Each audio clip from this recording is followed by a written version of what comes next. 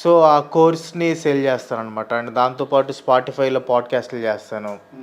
So ఇంకా నాకు ఇంకా చాలా ప్లాన్స్ ఉన్నాయి. సో ఈ చిన్నగా ప్లాన్స్ అని వర్కౌట్ చేస్తాను. అంటే ఒకవేళ యూట్యూబ్ మీరేమంటారంటే యూట్యూబ్ పోతే ఏంటంటారు. సో నేనైతే ఆల్రెడీ యూట్యూబ్ పోయిద్ది, దాని నుంచి మనం ఈ సెట్ చేసుకోవాలని ప్లాన్లో అయితే ఉన్నాను నేను ఆల్రెడీ. ప్లాన్ బి ఉంది. ప్లాన్ బి అయితే ఓకే, ప్లాన్ బి కాదు, చాలా ప్లాన్స్ చాలా ప్లాన్స్ ఉన్నాయి.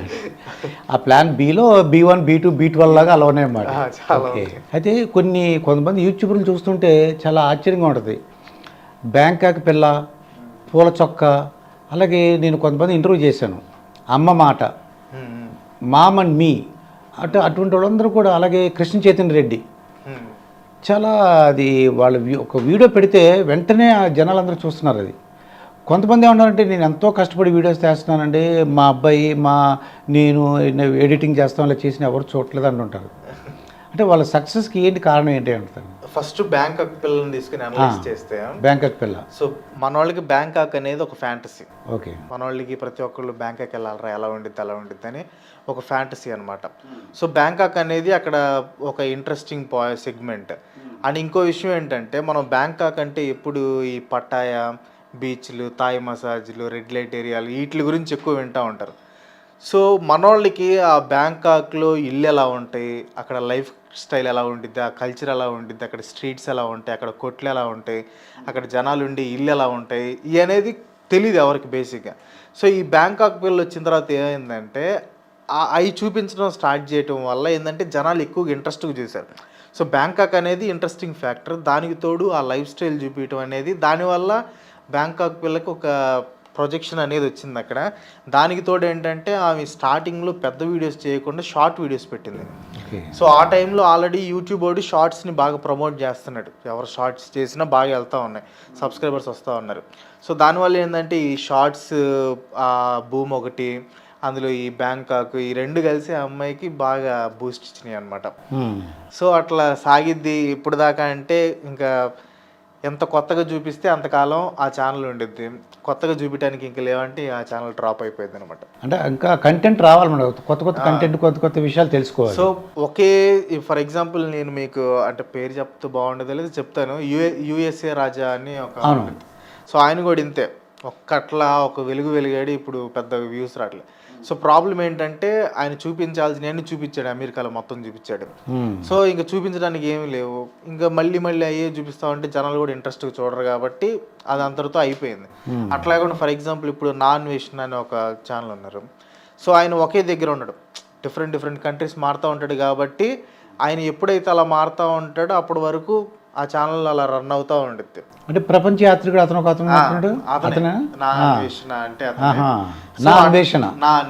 ప్రపంచ యాత్రికుడు కూడా అంటుంటారు.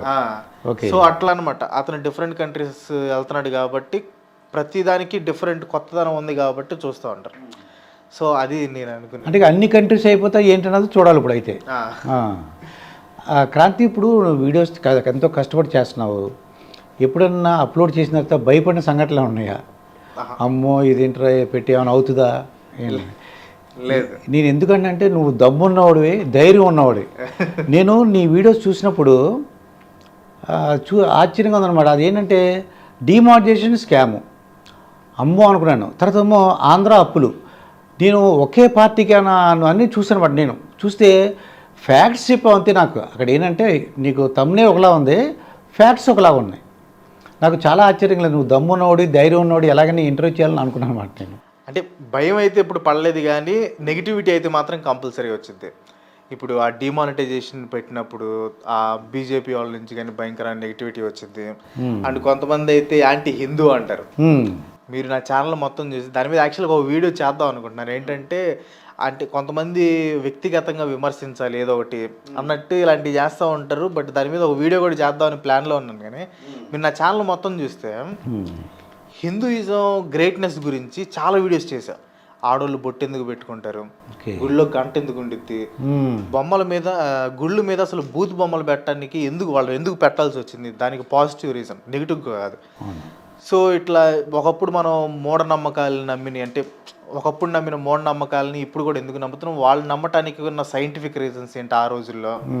సో పురాణాల్లో ఉండే కొన్ని పవర్ఫుల్ వెపన్స్ కానివ్వండి, సో హిందూ ఆ, ఈ దీన్ని గ్రీక్ మిథాలజీ, సో వాళ్ళది ఎలా కొంచెం కనెక్షన్స్ ఉన్నాయి, అండ్ మన వేదాల్లో ఉన్న సైన్స్ ఏంటి, దాంట్లో ఏలియన్స్ గురించి ఉందా, స్పేస్ గురించి ఉందా, సో హిందూయిజం గొప్పతనం గురించి చాలా వీడియోస్ చేశాను నేను. Okay. ఇన్ కేస్ అదే వీడియోస్ నేను క్రిస్టియానిటీ మీద కానీ ఇస్లాం మీద కానీ చేసుంటే నన్ను బండబూతులు తిట్టేవాళ్ళు, భయంకరంగా తిట్టేవాళ్ళు.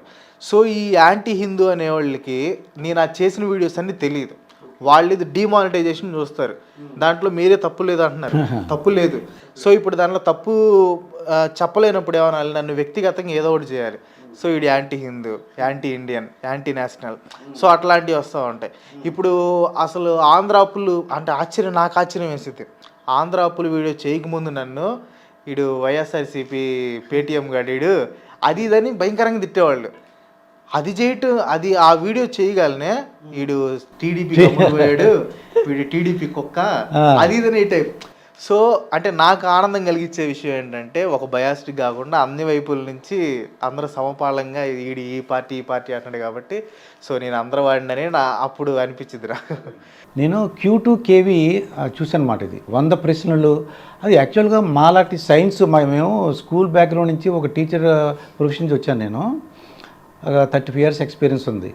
అటువంటిది నాకే ఇంట్రెస్ట్ వచ్చింది. ఆ 100 ప్రశ్నలు నేను చూసారు, రాత్రి నేను నిద్రపోలేదు. ఇప్పుడు ఇంటర్వ్యూ చేశాను కూడా ఎంతో కష్టపడి అవన్నీ వింటే కానీ నాకు నిద్ర రాలేదు. ఏంటంటే చెప్పిన దేవుడు చూడు, ప్రతి గుడి మీద కొన్ని భూత బొమ్మలు ఉంటాయి. అవి ఎందుకంటే నువ్వు బాగా ఎక్స్ప్లెయిన్ చేశావు. నువ్వు నేను అనుకున్నాను మేము ఎలా ఎక్స్ప్లెయిన్ చేయాలని అనుకున్నాను, కానీ నువ్వు చక్కగా ఎక్స్ప్లెయిన్ చేసావు. అంటే అప్పుడు ఏంటి, ఆ సెక్స్ ఎడ్యుకేషన్ గురించి అనుకుంటా. ఏం చెప్పాలి దానికి, సెక్స్ ఎడ్యుకేషన్ గురించి చెప్పినట్టు అనిపించింది నాకు. అంటే అప్పుడున్న ప్రజానికానికి ఎలా చెప్తారు, మీడియం లేదు, టీవీ లేవు, బుక్ ప్రింటింగ్ లేదు, మరి వాళ్ళకి ఎలా చెప్పగలరు? అంటే జనరేషన్ పెరగాలి, యాక్టివిటీ తెలియాలి కదా, అందుకు అనుకుంటున్నాను బొమ్మలు అయి పెట్టుంటారు. సో బేసిక్గా విషయం ఏంటంటే అప్పుడు నేను యూట్యూబ్ పెట్టినప్పుడు అప్పుడు స్టార్టింగ్లో మీరు అన్నట్లు మేము ఇంత కష్టపడుతున్నాం, ఎంత చేస్తున్నాం, వ్యూస్ రావట్లేదు. సో నేను కూడా ఆ కేటగిరీలో ఉన్నానమాట అప్పుడు. సో చాలా ట్రై చేశాను. తర్వాత ఇది క్వశ్చన్స్ అంటే మనం ఏం చేసినా జనాలు చూడట్లేదు, సరే జనాలు అడిగిన దానికి ఆన్సర్ చెప్పి చూద్దాం అప్పుడైనా చూస్తారని. సో అప్పుడు స్టార్ట్ చేశాను క్వశ్చన్ టు క్రాంతి వ్లాగర్ అని, జనాలు అడిగే క్వశ్చన్స్కి ఆన్సర్ చెప్పటం. సెకండ్ ఎపిసోడ్ నుంచే ఛానల్ రైజ్ అయిపోయింది అనమాట. సో అట్లా వాళ్ళు అడిగిన క్వశ్చన్స్కి వాళ్ళు మొత్తం గ్యాదర్ చేసి చెప్పటం. సో అది చాలా కష్టం. అంటే అప్పుడు ఇన్ఫోసిస్లో పనిచేస్తేనే నైట్ 3 వరకు మేల్కొని, అంటే ఆఫీస్ నుంచి వచ్చిన తర్వాత 1 గంట సేపు తినేసి ఫ్రెష్ అయ్యి కూర్చొని ఇంకా స్క్రిప్ట్ రాయడానికి కూర్చున్నాడు అనమాట. సో స్టార్టింగ్లో ఏంటంటే నేనేం చేసేవాడిని అంటే అన్నీ ఒకే కైండ్ ఆఫ్ క్వశ్చన్స్ తీసుకోకూడదు, ఒకటి స్పేస్కి సంబంధించిన క్వశ్చన్, దానికి ఇట్లా టైం వేస్ట్ చేసేవాడిని. తర్వాత అలా కాదులే ఏదో క్వశ్చన్లే అని చెప్పి క్వశ్చన్స్ అన్నీ తీసుకొని చెప్పాను. సో దాంట్లో మీరు చెప్పినట్టు డిఫరెంట్ సైన్స్ గురించి ఉండిద్ది, బయాలజీ గురించి ఉండిద్ది, స్పేస్ గురించి ఉండిద్ది, అండ్ హిస్టరీ గురించి, సో ఎవ్రీథింగ్ ఉంటాయి. సో నేనేంటంటే బేసిక్గా ఒక చాలా ఇన్ఫర్మేషన్ ఉంటుంది దాంట్లో, మనోళ్ళకి ఎంతవరకు అవసరం, ఎలా చెప్తే అర్థమయ్యిద్ది అనేది నేను అనలైజ్ చేసుకొని అంత పెద్ద మ్యాటర్ని ఒక 1 minute చెప్పడానికి ట్రై చేస్తాను అనమాట. సో అది యాక్చువల్గా ఏంటంటే చాలా టఫ్ టాస్క్, చాలా కష్టం. అయితే ఇంత సక్సెస్ సాధించిన తర్వాత మీ అమ్మగారి గురించి ఒకసారి చెప్పు. అలాగే మీ అమ్మగారు ఏమన్నారు? ఫస్ట్ మీ అమ్మగారి గురించి చెప్పు. అసలు మీ అమ్మగారు చిన్నప్పుడు చాలా పెంచారు, ఏమని చదువుకోమని చెప్పేవారు, ఏం ఉద్యోగం చేయమని చెప్పారు? సో బేసిక్గా మా మమ్మీకి అయితే చిన్నప్పుడు నేను ఐఏఎస్ ఆఫీసర్ అవ్వాలని బాగా కోరిక. కలెక్టర్, ఐఏఎస్ ఆఫీసర్ అవ్వాలని. మీరు నా 10th క్లాస్ కానీ ఇంటర్మీడియట్ బుక్స్ కానీ చూస్తే క్రాంతి కుమార్ పక్కన ఐఏఎస్ఆర్ రాసేవాడిని. సో అప్పుడు నాకు కూడా ఐఏఎస్ అవ్వాలని ఉండేది. అప్పుడు మా మమ్మీకి అది కోరిక.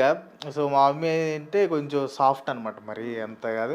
కాకపోతే చిన్నప్పుడు ఏంటంటే మేము 3 ఉండేవాళ్ళం, మా అక్క, నేను, మా తమ్ముడు. ఓకే. మా అక్క ఆడపిల్ల, మా అందరిలో ఫస్ట్ అమ్మాయి, ఈడు చిన్నపిల్లడు. సో మధ్యలో మిగిలింది నేను కాబట్టి సో వాళ్ళిద్దరిని ఏమనలేక అప్పుడు మా మమ్మీ నన్ను తిట్టేదనమాట. అయిపోయింది ఇక్కడ చిన్నపిల్లాడు అయిపోయాడు, దొరికిందేమో మధ్యలో నేను కాబట్టి. ఒక ఫన్నీ ఇన్సిడెంట్ ఏంటంటే అయిపోయింది సంక్రాంతి. సో అప్పుడు ఒక ఫన్నీ ఇన్సిడెంట్ ఏంటంటే చిన్నప్పుడు, బాగా చిన్నప్పుడు, సో ఇవి మా తమ్ముడు మా అక్క కొట్టుకుంటున్నారు. నేను జస్ట్ అక్కడ నుంచి చూసి ఎంజాయ్ చేస్తున్నాను అంతే. సో వాళ్ళిద్దరు కొట్టుకుంటున్నారు, మా మమ్మీ ఎంత ఆపమన్నా ఆపలేదు. సో ఇంక మా మమ్మీ కోపం వచ్చింది. వంటగదిలో ఉంది, చేతిలో చెంబు ఉంది, వీళ్ళిద్దరూ కొట్టుకున్నట్టు చెంబు తీసుకొచ్చి నన్ను కొట్టేసింది, వాళ్ళిద్దరిని కొట్టలేక. అది ఇప్పటికి ఉండింది అనమాట. సో ఇప్పటికి ఫీల్ అవుతా ఉండింది, ఆ రోజు నిన్ను అనవసరం కొట్టాను నేను. ఏం చేయాలో తోచలేదు అనమాట, ఇంకా నువ్వు దొరుకుంటావు. అటలో పక్కనే ఉన్నాడు కదా, ఇక అప్పుడు అట్లా జరిగింది. బట్ మా మమ్మీ అయితే బాగా సైలెంట్, బాగా సపోర్ట్ చేసిద్ది. అండ్ ఫస్ట్ నేను జాబ్ మానేస్తున్న విషయం కూడా మా వైఫ్కి చెప్పిన తర్వాత మా మమ్మీకే చెప్పాను. అంటే మా డాడీకి చెప్తే ఎలా రియాక్ట్ అవుతాడో తెలియదు, మళ్ళీ కొంచెం సీరియస్ అవుతాడో. మా మమ్మీ అయితే కొంచెం వినిద్ది కదా అని ఫస్ట్ చెప్పాను. ఫస్ట్ ఎందుకురా, అది మా నమ్మకం ఉండిద్దో లేదో, జాబ్ అయితే నీకు ప్రతి నెల శాలరీ వస్తూ ఉండిద్ది, కొన్ని ఒక సంవత్సరం పోతే నువ్వు ఆన్ సైట్ కూడా వెళ్తావు, ఎందుకు ఈ డెసిషన్ తీసుకున్నా అంటే, లేదు మమ్మీ నేను డిసైడ్ అయ్యాను, నాకు పర్లేదు, నేను నా మీద నమ్మకం ఉంది అని. మా మమ్మీకి కూడా నమ్మకం ఉంది. సరేలే జాగ్రత్త అని చెప్పి మా మమ్మీ మా డాడీకి చెప్పింది, నేనైతే చెప్పలేదు మా డాడీకి. పూల చొక్క నవీన్ అని అతన్ని ఇంటర్వ్యూ చేశాను. నువ్వు ఎప్పుడు పెళ్లి చేసుకుంటావు అని అడిగాను. అడిగితే నేను పెళ్లి చేసుకోనని అన్నాడు. అని అడిగాను. అడిగితే నాకు ఈ ఇంట్రెస్ట్ అంటే వీడియోస్ చేయడం, అప్లోడ్ చేయడం, దాంతో బిజీగా ఉంటాను. ఆ అమ్మాయి మీద వచ్చే కొత్త అమ్మాయితో నేను కాన్సన్ట్రేట్ చేయలేను, ఆ అమ్మాయికి అన్యాయం చేయలేను, నాకు పెళ్ళి వద్దని చెప్తున్నాడు. నేను ఎందుకు ఈ విషయం చెప్తున్నానంటే, ఇంత వీడియోస్ ఇంత కంటెంట్ ఇవ్వాలంటే నీ మిస్సెస్ కూడా నీకు సపోర్ట్ చేయాలి, ఆవిడ యొక్క సహకారం ఉండాలి అనుకుంటున్నాను నేను. డెఫినెట్గా ఈ సందర్భంగా ఆవిడ కూడా నేను ఆవిడని అభినందిస్తున్నాను. ఎందుకంటే ఆవిడకి మీకు అంత పేరు వచ్చిందంటే ఆవిడ సపోర్ట్ లేకపోతే ఖచ్చితంగా. అసలు మిమ్మల్ని మొట్టమొదటిలో ఈ వీడియోలు ఏంటి, నాకు ఇష్టం లేదు అన్నాను అనుకోండి, మిమ్మల్ని సపోర్ట్ చేయకపోతే కొద్దిగా ఇబ్బంది అవును, ఇంకా గొడవలు అవుతాయి. సో ఇక్కడ నా అదృష్టం ఏంటంటే మా వైఫ్ సపోర్ట్ చేసింది. నేను మానేస్తానని చెప్పినప్పుడు, మీరు ఏ డెసిషన్ తీసుకుని ఆలోచించే డెసిషన్ తీసుకుంటారని నాకు తెలుసు, అంత ఈజీగా ఏది వదిలిపెట్టరని తెలుసు, సో నాకైతే నమ్మకం ఉంది మీ మీద అని చెప్పింది. మా అత్త మామయ్య కూడా ఏం నెగిటివ్గా రియాక్ట్ అవ్వలేదు, వాళ్ళు ఓకే అంటే వాళ్ళకి కూడా నమ్మకం ఉంది నా మీద, సో వాళ్ళు కూడా బాగానే రియాక్ట్ అయ్యారు. బట్ మా వైఫ్ అయితే మాత్రం చాలా బాగా సపోర్ట్ చేసింది. అంటే నేను అంతెందుకు, మొన్న ఒడిస్సా ట్రైన్ వీడియో పెట్టాను, ఆ రోజు మా ఎడిటరు వేరే ఊరు వెళ్ళాడు, సో నేనే చేయాల్సి వచ్చింది. సో ఇంకా నేను నైట్ 5 దాకా ఇక్కడే కూర్చొని వీడియో ఎడిటింగ్ చేశాను. సో వాళ్ళు అక్కడ ఇంట్లోనే ఉన్నారు, ఇబ్బంది పెట్టలేదు. సో వర్క్ ఉంది కదా చేసుకునివ్వండి అని.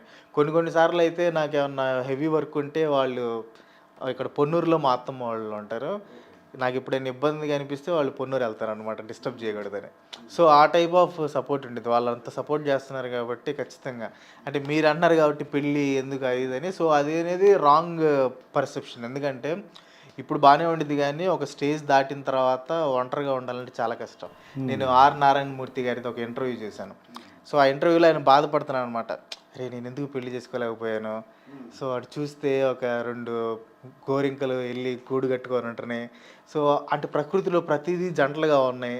అంటే ఆ జంట అనేది మోస్ట్ ఇంపార్టెంట్, మనిషికి కానీ జంతువులకి కానీ ఏదైనా ఒక పేరు అనేది ఉండాలి. సో ఆయన పెళ్లి చేసుకోలేదని అప్పుడు బాధపడుతుంది. అంటే ఆయన చెప్పారు ప్రతి ఒక్కళ్ళు పెళ్లి చేసుకోండి అది. సో నా ఫీలింగ్ కూడా అదే, ఒక స్టేజ్ వరకు బాగానే ఉండేది, ఇప్పుడు నేను కుర్రోడిని, నేను అన్నీ చేసుకోగలను. స్టేజ్ దాటిన తర్వాత ఖచ్చితంగా మోరల్ సపోర్ట్కి కానీ మెంటల్ సపోర్ట్కి కానీ ఖచ్చితంగా కావాలి. నేను అప్పుడప్పుడు ఫీల్ అవుతూ ఉంటాను కొన్నిసార్లు, ఎట్లా అవుతున్నప్పుడు మా వైఫ్ నన్ను కన్సోల్ చేసిద్ది. సో అలాంటి మెంటల్ సపోర్ట్ కూడా ఉండాలి ఖచ్చితంగా. సో ఏముంది, ఒకరోజు వీడియో మానేసి బయటికి తీసుకెళ్ళేది, పోయేదేముంది, ఒకరోజే కదా. ఒక్కొక్కరికి ఒక ఐడియాతో ఉంటున్నారు. అతను చూసే ఉంటాడు, జుట్టు వేసుకుని ఉంటాడు, బాగా చేస్తుంటాడు, చేస్తూ ఉంటాడు. అయితే ఎవరన్నా సెలబ్రిటీస్ మీ వీడియోస్ చూసి ఫోన్ చేయడం కానీ, కామెంట్ చేయడం కానీ, లేదంటే ఎవరితో కబురు చేయడం కానీ, మీ వీడియోస్ చూసాం అలాగేనా సందర్భాలు ఉన్నాయా? కేఏ పాల్ గారి మీద నేను 2 వీడియోస్ చేశాను. సో ఆ 2 వీడియోస్ ఆయన చూశారు, బాగా ఇంప్రెస్ అయ్యి ఫస్ట్ ఫోన్ చేసి అప్రిషియేట్ చేశారు. తర్వాత డైరెక్ట్గా రమ్మన్నారు, హైదరాబాద్ వచ్చినప్పుడు ఖచ్చితంగా మీట్ అవ్వండి.